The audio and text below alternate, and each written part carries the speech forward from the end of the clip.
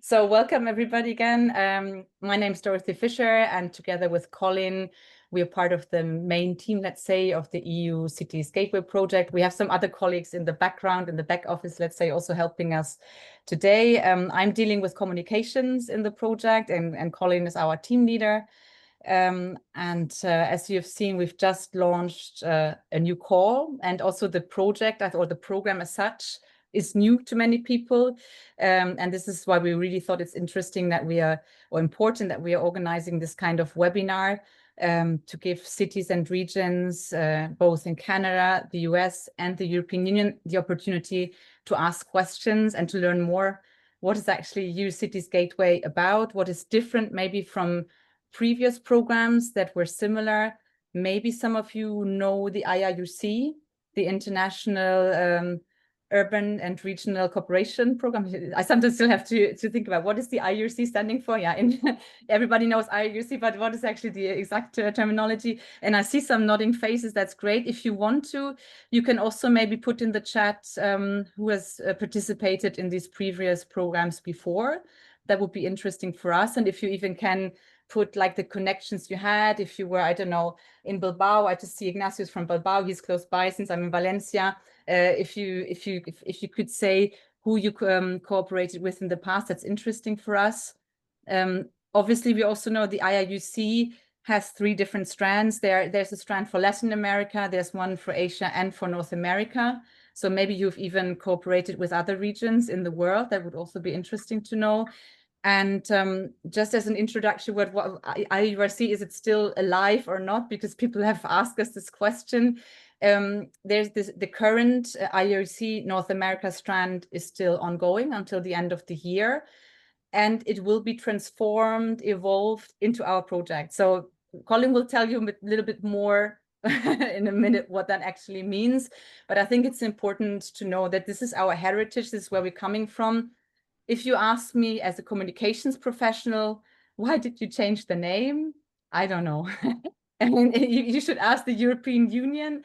This is also important to underline. EU Cities Gateway is an EU-funded program, so this was decided by them. For me as a communications professional, it's not always easy. I have to show what is different, but why we're also like a continuation. But yeah, we can further talk about this during the presentation of Colin. And maybe before we start his presentation, where you will explain more about the current open call and the opportunities that we are opening now for cities, I thought it would be nice as a bit of an icebreaker and setting the scene activity to show you a video from the past IUC. So you can also get a feeling, what does it actually mean to work in a peer-to-peer cooperation between cities and regions across the Atlantic. And I always say, I have no doubt that this is a great program because, you know, it's all about learning and it's all about working together on solutions to common problems.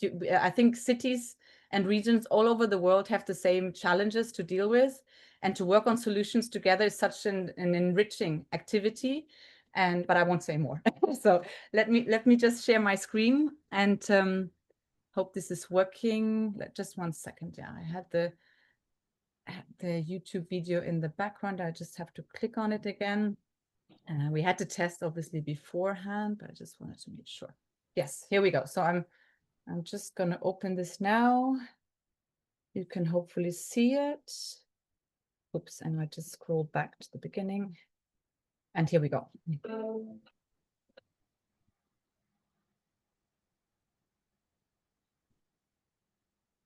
Well, IURC has clearly been a massive success. What I got from the IURC was the fact that we share so many ideas and best practices with so many people from around the world, not just different cities, not just different states, but different countries around the world. And so effective and refreshing to know that we have some of the same issues in my city that someone on the other side of the planet has, and we may have different ways to address them. Some of the major learnings that we had from our collaboration with the Barcelona metropolitan area and with the Northern Virginia Regional Commission is how many challenges we shared around climate resilience in different ways. But I think we all really had real challenges around urban heat and around how you adapt your road system as well as built environment to resist urban heat. And obviously Barcelona has many years of experience, and for us, as climate change deepens and worsens, we're going to be experiencing more heat waves and longer periods of heat. IRC is a great opportunity to exchange with other cities from around the world about the topics like green urban transition. So we have programs around solar energy, around energy efficiency, which we have shared at previous conferences that IURC has put on. And we also have learned about, doing better job at mapping heat impacts in our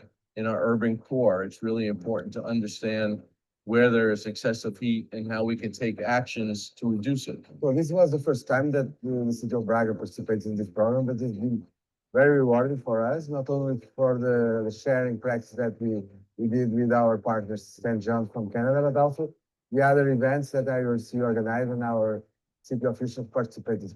Regarding the sharing of best practices, I would highlight two. One was this urban farm model that we learned from St. John's, and now we are replicating in our region, north of Portugal and Galicia, Spain.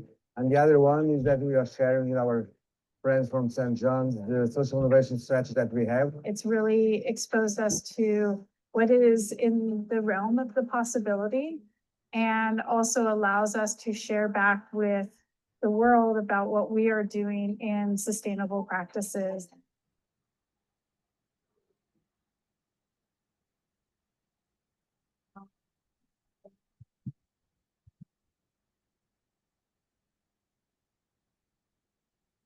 Okay, let me just come back. Yeah.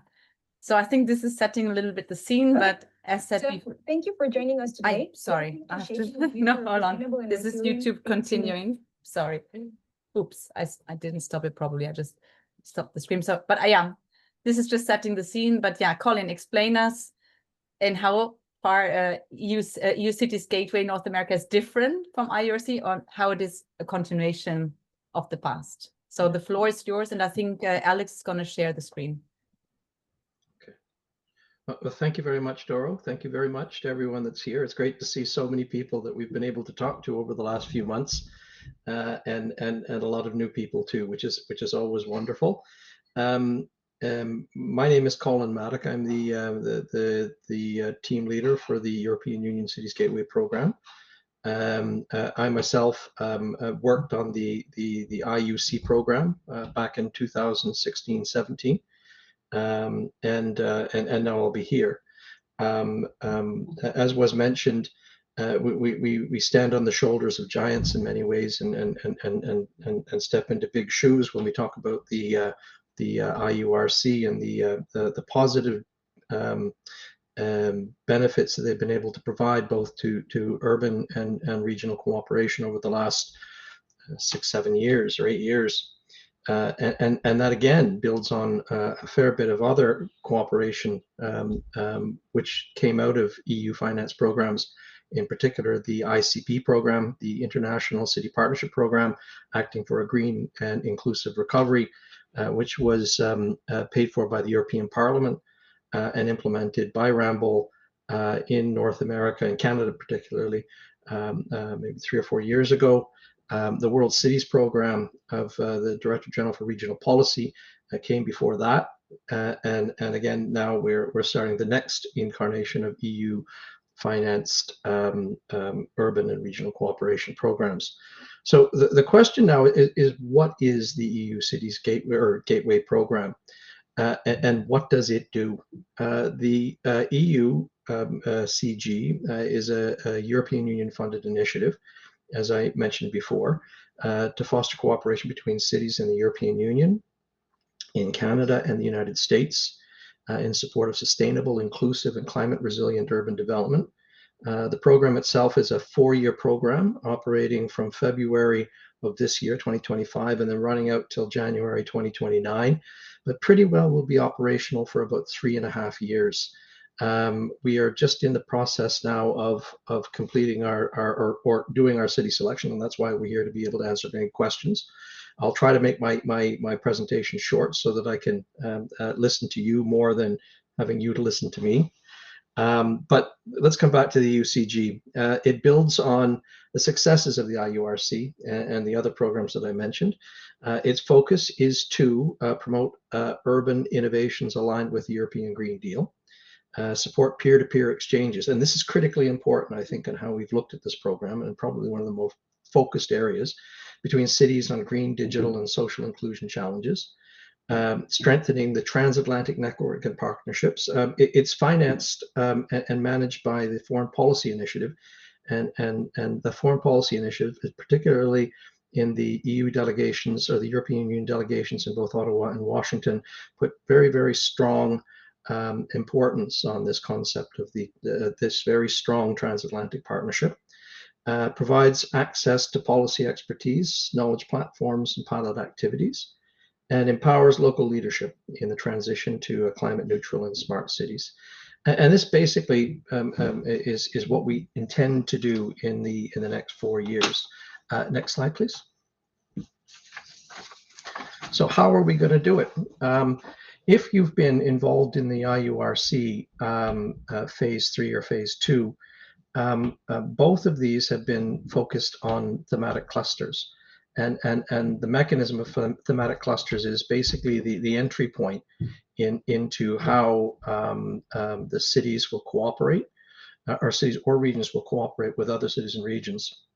We've, over the first 3 months of the program, did an extensive amount of outreach to cities to be able to understand which thematic clusters do we want to be able to work with, or what do cities want and what do regions want. So, and also, where is the expertise and where does the history come from? So the IURC, we tried to be able to fit our thematic clusters into the IURC. And you'll see, if you've been involved there, the thematic clusters are very similar.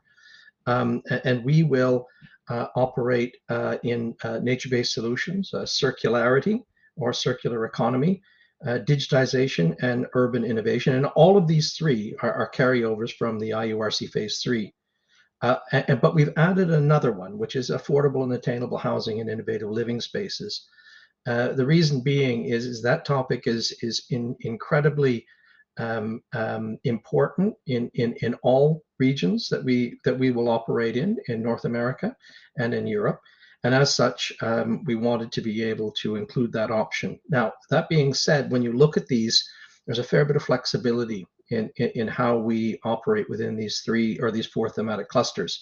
In the concept of affordable and attainable housing, that concept of innovative living spaces provides a fair broad area to be able to work within. So when defining your, I guess, your cooperation application or your application, you know, you can move a lot within these 4 areas. Next slide, please. So how does the cooperation work? Well, as I mentioned, we're currently in the process of doing our open call for cities. As you may expect, an urban cooperation or an urban and regional cooperation program is contingent on getting cities to be able to work within that framework. And this is probably the most important component of the whole project. We've got to get our cities onboarded. We want to be able to make a solid selection. We want to be able to ensure that selection are cities that are very serious and committed to the process of engagement and cooperation and solving those common challenges with the work and the time that's going to be required to be able to make this the most effective. There are 2 parts to this call. European cities apply through the IURC website, and that is the link to that particular call. And in the North American context, North American cities will apply on our website and our landing page, or our web page, sorry, and our landing site at the attached URL. I think you all have these things, but what we'll do is we'll make sure that all the participants get a copy of these slides. We can do that, can't we? And we'll make sure that you've got them, so that most importantly, you've got those 2 URLs that you can go to. The selection of cities, we anticipate selecting 32 cities, 16 of which will be European, 8 North America, or 8 from the United States and 8 from Canada. The city selection criteria is based on a number, I think about 8 or 9 different selection criteria that we use to be able to make sure this process is fair and transparent. But the main, just for your purposes, the main elements or the important parts of how an application will be scored will be the actual proposal or cooperation framework that you're proposing, and the benefits that will have to your city or your region, as well as, you know, within the cooperation framework, how you see that these things can benefit other cities and other stakeholders within your city or your region. Sustainability after funding stops. Like, this would basically mean after 2028. How, because we'd like to be able to see that this cooperation framework that you and the work that you do over the next 3 years has legs and will continue to exist. Now, as part of the EUCG program, the team will work with you to be able to try to find financial frameworks to be able to assist you. So that's part of our program. We have a very limited fund to be able to support the operationalization of these cooperation frameworks. It's not a lot, but at least it'll help you move in that direction. But the most important support that we can provide is I guess advice and support in finding those financial frameworks within the various levels of government within the European Union and both Canada and the United States. Can the action be implemented within the project period? So it has to kind of be able to be finalized, but at the same time have the ability to be able to continue. So that's important and to remember when you're doing your application.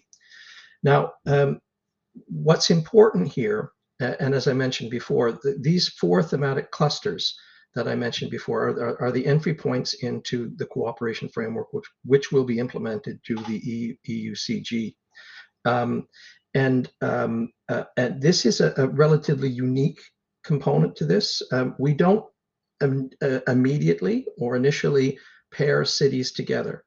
So in the past, most of the programs that have been operational, or the EU-funded programs that have been operational in North America, on selection, you're paired. In our framework, you're selected for participation in the program, and then you're, based on your application, placed within a thematic cluster. And each one of these thematic clusters should have around 8, 9, 10, 7, 8, 9, 10 cities that will operate. We won't pair you initially.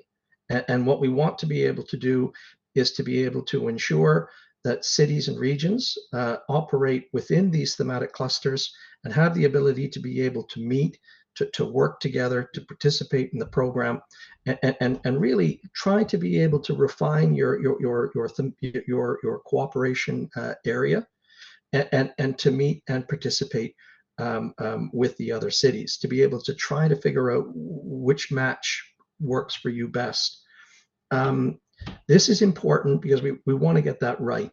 And because we want to get it right, the first engagement that we plan to do, and that would be within the last quarter, between October, November, December this year, and January, February, March next year, is to be able to facilitate a physical meeting of these clusters.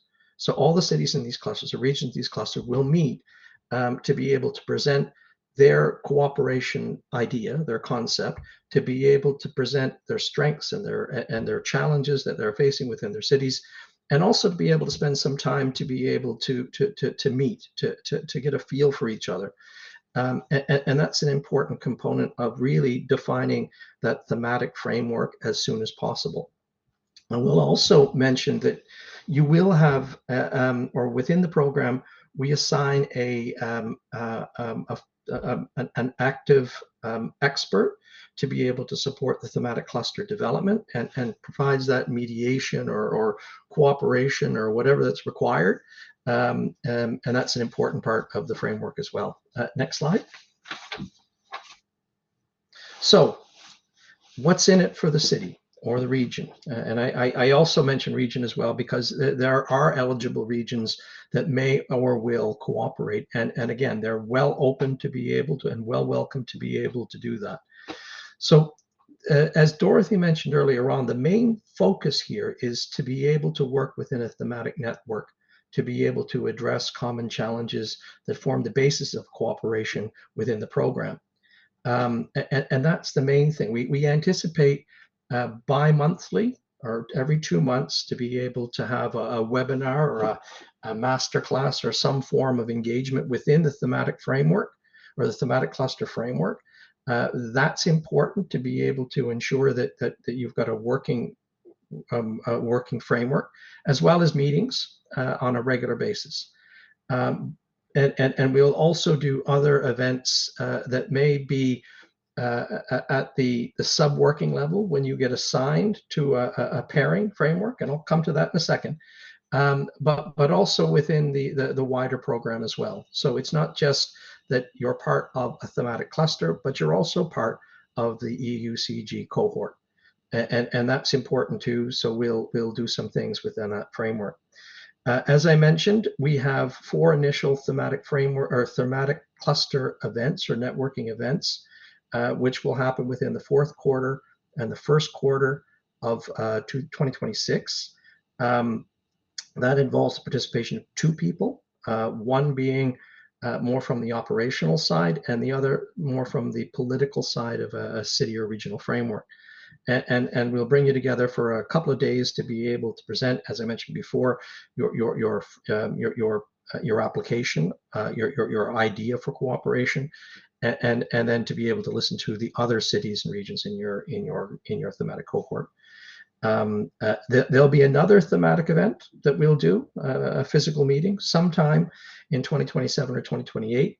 But initially now, this is the main framework that we'll be working at this year. Now the most important thing here too is for those of you who have participated in an EU-funded city or regional cooperation program, the core is this study visit, in which each participant city will be able to meet with 1, 2, or 3 of the cities that are participating within a sub-working group that is established to be able to get really down to the working level when we talk about the applications and your cooperation framework or your cooperation plan that you're going to be able to develop. And as such, we plan to organize 32 study visits, which is basically 1 for each city will attend at least 1 study visit, possibly 2 or 3. Our preference is to be able to, instead of just having a pair, 2 cities cooperating, that maybe we'll have 3 or 4.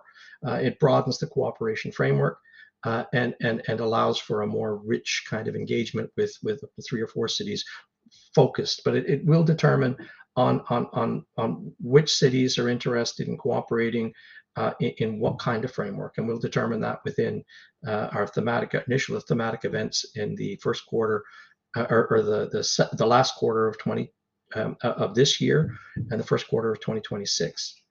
And finally, one of the other products or things that we will deliver are access to international events. We plan that in 2026, 2027, and 2028, that one person from each city will be able to represent the city in an international event. This year, unfortunately, we're starting a bit late, so we're not going to be able to attend this year. It would be the Smart Cities Expo in Barcelona. I think next year it will be the European Union's Open Days in Brussels, which is co-financed by the Committee of Regions and the Director General for Regional and Urban Policy. It's a very interesting event for those of you who have participated before.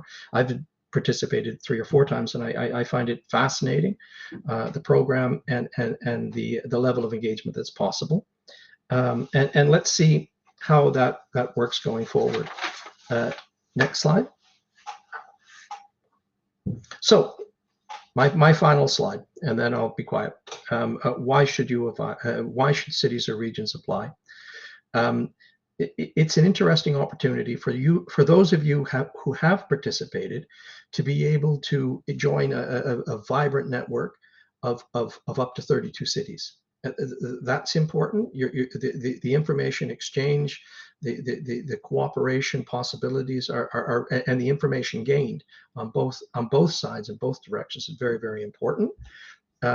There's access to funding and the technical assistance and support that the expert team will be able to provide you, to be able to deal with finding solutions to 1 or 2 or 3 issues, and then coming up with innovative solutions and innovative opportunities that you can bring back to your city. This is critical and very, very important. And this is something that we heard about in the first video that we saw today, but also something that we come up with, with those of us that have worked within the program, a strong feeling of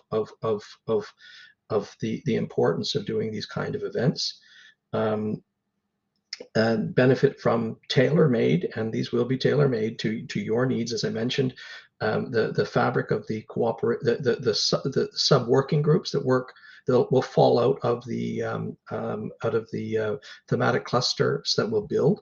It will be defined and will be built by the participant cities within and regions within these thematic clusters. You also, and this is important too, showcase what you do right. What's your best practice, and this is kind of important as well.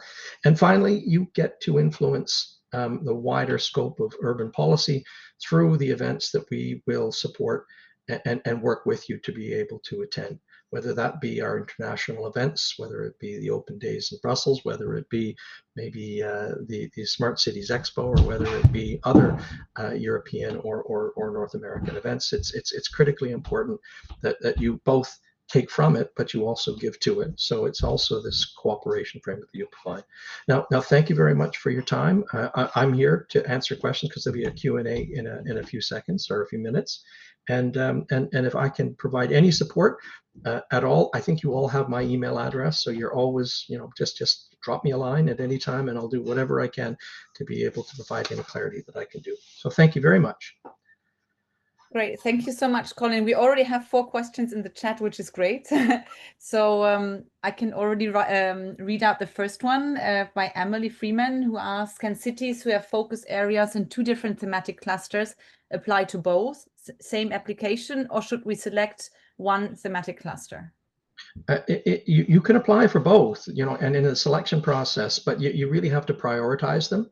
The ideal situation is you look at where your deepest challenge is and where do you think you can bring the most to the cooperation framework. But again, by all means, apply for both, and we'll be in contacts to be able to narrow those. So the more information, the better. Then we have 2 questions around the eligibility of regions. I think you said it before, but maybe we can answer that question again. Regions are also can apply under this program. It's sometimes not as clear because we kind of, even in the title of the program, the European Union Cities Gateway, it kind of leaves out the regional part. But it's very much present, and they're very much eligible. If you have any questions, because it's kind of maybe a longer kind of discussion, please do reach out to me, and we can help you to be able to work through the application process to make sure that it works well. The important thing, again, when you're dealing with regions, because they're bigger, it's important if you can provide some kind of a guidance to the selectors on how you want that cooperation framework to work, and it should be as narrow as possible. Because again, cities are smaller usually. Regions kind of have a broader range of issues and challenges that they're facing. And again, sometimes regional issues, as we big kids, bigger problem, bigger regions, bigger challenges, that kind of thing. So try to be able to narrow them down as best as possible. And please do reach out, and I'll work with you on the application process. And maybe, Alex, you can probably stop sharing the screen. Maybe it's even nicer that we look at each other. I was just thinking that. Yeah, that's great. Even if somebody wants to raise the hand and take the floor, obviously go ahead. I'm just starting now with the questions in the chat, but obviously you're also invited to ask your question directly. Next question by Claudio. Can tailored training courses be included in the EU Cities Gateway program? It depends on the type of training program. I think that what we want to be able to do is have it focused and targeted, and we'll look at it on a case-by-case basis. Yeah, and I could also imagine, because since we will have like this platform, the thematic platform probably on Basecamp or something similar, where we have regular webinars, if you have a specific need, you can obviously also express that, and then we can take it up. But if you're going to be adding that to your cooperation framework as part of the request, it's important that you justify it. So try to justify everything that you can that's outside of the normal framework that we'll do. And in fact, I think in your context, Claudio, that's probably another component of the EUCG, which is our Competitive Innovation Fund, which we will implement. And as I mentioned, we do have some resources to be able to assist in the implementation of programs or components of programs more on the implementation side. But that's a separate kind of application process that we really won't get to until maybe next year, or in 2026 and maybe into 2027. But in the case of you and Calgary, we can have a separate discussion and see how we might be able to do that funding under a separate program now, if you'd like. So just reach out to me, and then we can have maybe set up a call, and we can walk through the program. Claudio also asked, just to feel, because he had two questions, if municipal agencies on behalf of cities are also eligible. Or if you want to, do you want to take the floor, Claudio, and or answer even on what Colin said? Sorry for that, for the two questions. No, because at the same time I was reflecting that also Risorse per Roma, that is the municipal agency of the city of Rome, could participate independently, because we are cooperating with ANCI Lazio, that is a regional association, but at the same time, maybe it's possible that just this municipal agency can participate. It's normally the rule is that if it's a mandated body, that should be fine. But again, we really have to, if it's a city structure or a regional structure of government with a governance facility, that's normally what the requirement would be, with a governance structure, reporting to a council or some kind of administrative structure. But we understand that in many cases, cities have outsourced components of their function, and regions have done the same thing, more regions than cities. So you'll find that you might have economic development structures, you might have even circular economy structures that have been kind of decentralized out, and they may be part of a public-private partnership. The issue in that case, it's about mandate, and if they're the only structure that's doing it, and have been mandated by that governance facility, or the government, like council or whatever, then that should be fine. But it's all usually done on a case-by-case basis in that case. But I can't see a problem in this case. Thank you. Great. Next question by Berta. She's asking about clarification around the Barcelona Smart City Expo. Did you mean that you can't make it, call in, for example, as a participant, or that the participants that this year, the thematic clusters won't be present? Our thematic clusters will not be present this year, unfortunately. It's just a matter of logistics at this point. We're already almost in August, and the challenge is to be able to get hotel rooms at a reasonable price in Barcelona now, and then to be able to get flight tickets in at a reasonable price, or even just get flight tickets or hotels. So I think that the planning cycle that we need for a large event such as bringing 32 or 16 cities representatives to Barcelona really needs to be at least 6 months in that case. In other cases, we can do most of our planning within a 3-month basis, but that one's complicated. Thank you. Next question by Vadim. You mentioned that before pairing, participating cities will be invited to an in-person event where they will each make a presentation. Can you please talk more about the expectations around that presentation? Well, when we reached out to initially to our cities back in February, March, and April this year, one of the comments that we had was that by some cities is that the pairing that they were put into really wasn't what they expected, and maybe the city it didn't maybe work for them. And we heard that, and what we want to be able to do is make sure that cities have the opportunity to be able to work together, to be able to make their own selections in an ideal world about who they want to be able to pair with. And you know, when we read an application, for example, we can only assess or try to be able to place cities within clusters based on what you tell us. You know better your city, and because of that, we want to be able to give the opportunity for cities that have been selected based on the selection criteria, mostly related on your proposal, but also the history of cooperation, and that's important too.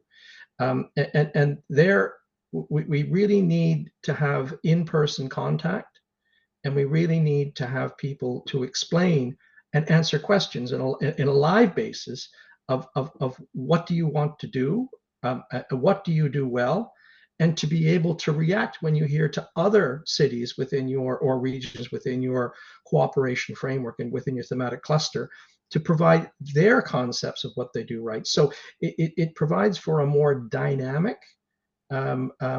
possibility of getting a cooperation framework that works. Now, something maybe I didn't mention very clearly is that while we have thematic clusters based on the 4 thematic clusters that we mentioned, within those thematic clusters, after about maybe 4, 5, or 6 months of working together, we have to refine down to a cooperation framework, you know, one challenge or a couple of challenges that we can kind of work towards solving. And that's a lot easier, that's better done in smaller groups. So while we can look at working together in a common framework such as circular economy, when it comes down to being able to deal with those common challenges and common solutions to common challenges, we find that smaller groups work well. We might have 2 or 3 or 4 cities that want to be able to bond together, to be able to work together, to be able to solve those challenges. And that's kind of why it's important to be able to be in person and then to be able to get a real feel, because you can only get a real feel for people when you meet them and you talk to them and you have the opportunity to be able to have a coffee with them. And that's kind of what we're trying to do here, to be able to instill that human element into the selection process, so that we possibly can contribute to a more enhanced, a more live, a more enhanced cooperation. So that's where we are. So that's why we'd like to be able to do this as soon as possible. Vadim, I hope this answer was clear. If you have any additional comments, yeah, it's good. All right, so we can continue. We have another question from Ying. Could we start fresh to select a new thematic area or thematic area with previous collaboration would be prioritized? Oh, Sorry, I said again. Yeah, I also had to read it again. So, can we start fresh to select a new thematic area, or would a thematic area with previous collaboration be prioritized? No, I know what Jang is saying, and absolutely, you can start with a new one. It's up to you. I've had a few cities that really want to be able to learn more from a new city pairing or a new regional pairing, and that's fine. That's absolutely fine. And again, when we talk about cities aren't static; they're dynamic. And you know, what a really important challenge that you're facing 3 years ago may be different than today. I know for our, you know, we added the concept of housing affordable and attainable housing, because it's really emerged as a very hot topic globally. Because and that's important for us to move in that direction for two things. For example, on the one side, there are a lot of opportunities to be able to get the information and the research. But the second thing is national level, regional level government are more open to financing, the implementation of projects or ideas or solutions to common challenges, and that sometimes is the most critical thing. So absolutely, Jane. Absolutely, you can apply for any one of the 4 clusters you'd like to. There are no more questions right now in the chat. I don't know if anybody would like to raise their hand or even share an experience from their previous participation in IRUC with the group. And Maybe in the quiet, I can maybe just explain a couple of things as well, which would be important. When we do select cities for these thematic clusters, nominally it should be about 8 per thematic cluster, 8 cities or regions. Of those, 4 will be European, 2 will be American, and 2 will be Canadian. There is most likely to be some kind of a regional balance in the Canadian context and the United States context. We'd like to be able to make sure that we get a broad spectrum of potential participants, and that they're not just selected from like the east and the northeast of the United States, or from Ontario and Canada or whatever. And it's important that we have that broad kind of representation. So that's also a consideration as well. And one more thing, when you complete your application, please add wherever you want to, if you have a preference for cooperation with a particular city. That's important for us, because we want to be able to, we understand that pairing concept may not, it may not be the people you end up with in the end, but at least if that's important to you, please let me know, or let us know, okay? I'm also just gonna share in the chat our email addresses. So we have a general help desk, let's say, and we have obviously call-ins as well. So you can also, if you have like a more like direct question after this call that comes up next week or so, you can obviously always email us. But I think we just Vadim got has a another good question. Yeah, but we just got another question from Vadim, so I'm just going to read it out loud, and then I'll put the email addresses. Can you please talk more about expectations from applying cities in terms of demonstrating the availability of their own funding to support the program activities? That's a very, very good question, Vadim. This program is fully financed and fully funded. So the expectation that you will need to be able to put money into the program is not there. But each city has, the funding that we have is limited, and normally normally in these types of programs, there's an expectation that maybe when you're hosting a study tour, that you provide maybe some transport or whatever you can, a dinner or a meeting with the mayor or something, and that the city can cover those costs. And that would be kind of the expectation. Whatever you can place here, the most important thing is that your main point of contact is dedicated to the program, that we can get in touch with that person, and that it's important that that person speaks English. That's the only thing as well. So that's the core of the application, really, and the basis of your cooperation framework. Those are the 2 things that are really critical. The financial stuff we'll work through together, but whatever you can contribute in kind or in financial would be great. You just mentioned the language. Maybe that's not so important for the people who are present right now, but we also have it on the recording. All the documents, the application form, and even the landing page are also available in French. So you can apply in French. However, I think then in practical terms speaking, once the cooperation starts, probably the main language will be English, depending on the city pairs or city multi-pairs that we'll set up. I mean, I could imagine from my experience in Southern Europe, sometimes you have cities that prefer French in some cases, but we cannot, I mean, the cooperation framework will be English. Exactly, the main cooperation framework, the webinars, etc. But due to the fact that Canada has 2 official languages, We have to respect that in the Canadian context, if you're paired with a city or a region in Quebec, that we would need to provide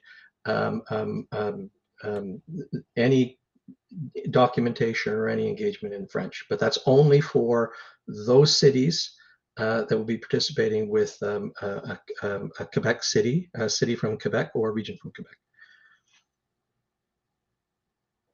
Exactly. Yeah, thank you for adding that. Yeah.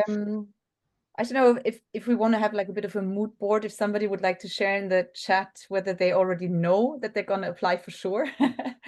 Could like a 5-star or something like this. I don't know. If you're still hesitant, would be interesting for us to know if you're already certain. I think Claudio's already applied. I hope that Toronto will apply as well. I think we've.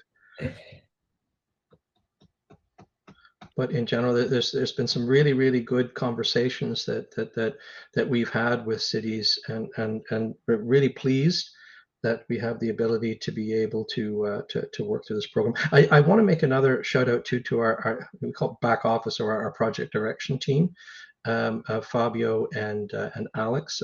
Again, it's very important that we have this. These are the guys that do.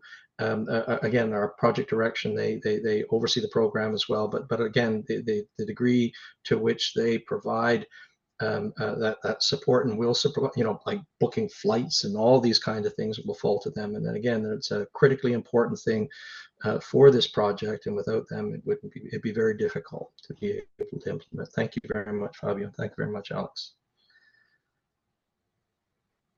So we look forward to your applications, and also for your information if you have other colleagues that would love to attend also a similar webinar of this kind.